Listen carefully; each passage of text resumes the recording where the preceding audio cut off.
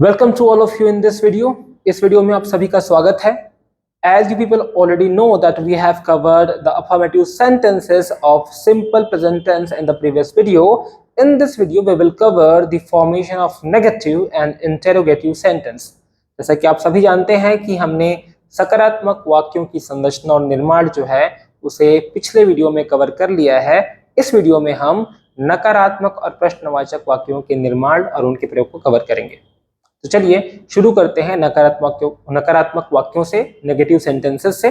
तो देखिए, जहां तक नेगेटिव सेंटेंसेस की बात है तो इनका स्ट्रक्चर कुछ इस प्रकार का होता है। सबसे पहले होता है सब्जेक्ट, फिर डू या डज होता है, उसके पश्चात नॉट लगाते हैं, फिर वर्ब का फर्स्ट फॉर्म होता है, उसके पश्चात जो है ऑब्जेक्ट होता है। तो यहाँ पर देखिए, हमें एक विशेष नियम जो है यहाँ पर याद रखना होगा, वो ये कि थर्ड पर्सन सिंगुलर नंबर के सब्जेक्ट्स के साथ नकारात्मक वाक्य बनाते समय हमेशा हमें डज का प्रयोग करना है और बाकी सभी के साथ हमको डू का प्रयोग करना है। So while making negative sentences using the third person singular number subjects we have to use does and with all others we have to use do. Example देखिए, I do not play cricket, मैं cricket नहीं खेलता हूं। You do not play cricket, तुम cricket नहीं खेलते हो। We do not play cricket, हम क्रिकेट नहीं खेलते हैं। हमने यहां तक केवल डू का प्रयोग किया। अब देखिए, जैसे ही हम ही का प्रयोग करके एक वाक्य बनाते हैं तो हम डज का प्रयोग करते हैं। He does not play cricket, कि वह क्रिकेट नहीं खेलता है। इसी प्रकार अगर हम शी की बात करें तो she does not play cricket, वह क्रिकेट नहीं खेलती है। And similarly it does not play cricket, वह क्रिकेट नहीं खेलता है। सो ही, शी और इट, इन तीनों के साथ हमने डज का प्रयोग किया और इसके पश्चात हम प्रयोग करते हैं दे का। So they do not play cricket. तो यहाँ पर विशेष बात है कि दे जो है वो थर्ड पर्सन तो है परंतु वो सिंगुलर नंबर नहीं है, इसीलिए हमने उसके साथ डज का प्रयोग नहीं किया। तो आपको ये बात ध्यान में रखनी है कि थर्ड पर्सन सिंगुलर नंबर के कर्ताओं के साथ हमें हमेशा डज का प्रयोग करना है और बाकी सब के साथ हमें डू का प्रयोग करना है। और इस स्ट्रक्चर को ध्यान में रखते हुए हमें वाक्यों का निर्माण करना है। तो ये हमारे नेगेटिव सेंटेंसेस पूरे हुए। अब देखिए interrogative sentences.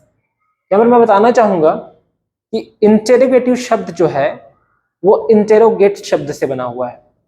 And what is the meaning of interrogate? Interrogate का मीनिंग क्या होता है? सो इंटेरोगेट का अर्थ होता है पूछताछ करना। जब पुलिस किसी क्रिमिनल को लॉकअप में लेकर पूछताछ करती है तो उसे इंटेरोगेट कहा जाता है। इसका अर्थ ये है कि जब कोई प्रश्न पूछा जाता है तो ये प्रश्न पूछने की जो प्रक्रिया होती है उसको हम इंटेरोगेशन कहते हैं। और इस तरह के वाक्य जो प्रश्न पूछने के लिए प्रयोग किए जाते हैं उन्हें हम इंटेरोगेटिव सेंटेंसेस कहते हैं। तो देखिए, इनकी जो संरचना होती है वो कुछ इस प्रकार की होती है। सबसे पहले डज और डू का प्रयोग किया जाता है, उसके पश्चात सब्जेक्ट का, और उसके पश्चात वर्ब का फर्स्ट फॉर्म, और फिर ऑब्जेक्ट, और लास्ट में क्वेश्चन मार्क ऐड किया जाता है। तो देखिए, do I play cricket, do you play cricket. So do I play cricket, क्या मैं क्रिकेट खेलता हूं। डू यू प्ले क्रिकेट, क्या तुम क्रिकेट खेलते हो।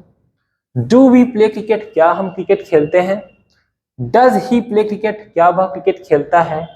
डज शी प्ले क्रिकेट, क्या वह क्रिकेट खेलती है। डज इट प्ले क्रिकेट, क्या वह क्रिकेट खेलता है। यहाँ पर भी हमें उसी नियम का पालन करना है जो हमने नेगेटिव सेंटेंस बनाते समय अपनाया था, या जिस नियम का पालन हमने नकारात्मक वाक्य बनाते समय किया था कि थर्ड पर्सन सिंगुलर नंबर के कर्ताओं के साथ हमेशा डज का प्रयोग करना है। तो यहाँ पर देखिए, आगे है do they play cricket. So do they play cricket, चूंकि दे जो है वो थर्ड पर्सन तो है लेकिन वो सिंगुलर नंबर नहीं है, इसीलिए हमने दे के साथ डू का प्रयोग किया। और लास्ट में कोई एक नेम ले लेते हैं, जैसे Rohan. So does Rohan play cricket, क्योंकि रोहन भी थर्ड पर्सन सिंगुलर नंबर की कैटेगरी में आता है, इसलिए हमने उसके साथ डू का प्रयोग किया। तो इस प्रकार से इंटेरोगेटिव वाक्य या इंटेरोगेटिव सेंटेंसेस जो है बनाए जाते हैं। अब यहाँ पर एक विशेष बात है, ये देखेंगे। वो विशेष बात ये है कि जब हमने नकारात्मक वाक्य बनाए और जब हमने प्रश्नवाचक वाक्य बनाए, इन दोनों ही केसेस में जब जब हमने डज का प्रयोग किया, चाहे वो ही के साथ हो, चाहे शी के साथ हो, चाहे इट के साथ हो, तो वर्ब में जो एस और ईएस होता है वो उसका प्रयोग यहाँ पर नहीं किया गया। वर्ब में हमने किसी प्रकार का एस या ईएस नहीं लगाया, चाहे वो नेगेटिव सेंटेंसेस की बात हो, चाहे वो इंटेरोगेटिव सेंटेंसेस की बात हो। तो आपको ये बात विशेष रूप से अपने मन में रखनी है कि जब भी हम डज का प्रयोग करते हैं सिंपल प्रेजेंट टेंस में, तो उसके पश्चात हम वर्ब में एस या ईएस का प्रयोग नहीं करते। अगर हम अफर्मेटिव सेंटेंस की बात करें, अगर मुझे बोलना है कि वह क्रिकेट खेलता है, सो ही प्लेज क्रिकेट, मैं ऐसा बोलूंगा, तो यहाँ पर प्ले में एस लग रहा है, हमने एस ऐड किया हुआ है। लेकिन आप नेगेटिव सेंटेंस देखिए, he does not play cricket, तो यहाँ पर मैंने प्ले में एस या ईएस नहीं लगाया। वैसे ही अगर हम इंटेरोगेटिव सेंटेंस की बात करें, so does he play cricket, तो यहाँ पर चूंकि मैंने डज को मेंशन किया हुआ है, मैंने ही के पश्चात प्ले में एस या ईएस नहीं लगाया। तो ये सब छोटी बातों का हमको ध्यान रखना है और इस प्रकार से हमको नेगेटिव और इंटेरोगेटिव सेंटेंसेस बनाने हैं। सो in this way we have to form negative and interrogative sentences. So you have to practice it with many verbs, and once this pattern is inculcated in your mind, you will no longer think before speaking English. तो आपको ये pattern को अपने मन में बैठाना है। अगर ये पैटर्न आपके मन में बैठ गया तो आपको इंग्लिश बोलने से पहले सोचना नहीं पड़ेगा। इस वीडियो में इतना ही, इससे आगे देखेंगे अगले वीडियो में। धन्यवाद। See you in the next video.